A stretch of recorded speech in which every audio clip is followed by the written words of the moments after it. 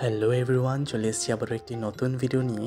তো আজকে হলো স্যাটারডে, আর আজকে আমার মাসির বাসাতে কালী পুজো। তাই সকালে উঠে দিদিভাই আর আমি চলে গেলাম বাজারে ফুল, বেলপাতা এইসব আনতে। বাজারে গিয়ে দেখি ফুলের কী পরিমাণ দাম আজকে, যেহেতু আজকে অমাবস্যা আর সবার বাসাতেই পুজো হবে, তো ফুলেরও দাম বেড়ে গেল। তো প্রচুর পরিমাণে ফুল নিলাম, সাথে পেয়ে গেলাম দুটো নীলপদ্ম, আর কিছুটা ফুল কলকাতার থেকেও এসছে, সকালে আসার সময় নিয়ে এসছে। এসে চাটা খেয়ে দিদি আর আমি বসে গেলাম আলপনা দিতে।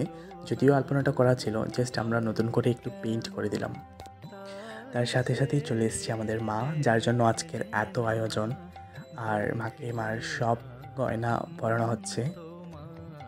মাকে কি পরিমাণ সুন্দর লাগছিল। মা তো এমনি সুন্দর যদিও, কিন্তু গয়না পরার পর আরও খুব ভালো লাগছিল দেখতে। তোমরা জাস্ট দেখো। তারপরেই স্নান ধান করে চলে এসেছি ঠাকুর ঘরে ফুল আর বেলপাতার মালা বানাতে। আমি খুবই ফর্চুনেট নিজেকে মনে করি যে এই বাসার পুজো, যেটা কি 50 থেকে 60 বছর পুরনো পুজো, আর আমি মায়ের পুজোর কাজ হাতে হাতে করে দিতে পেরেছি।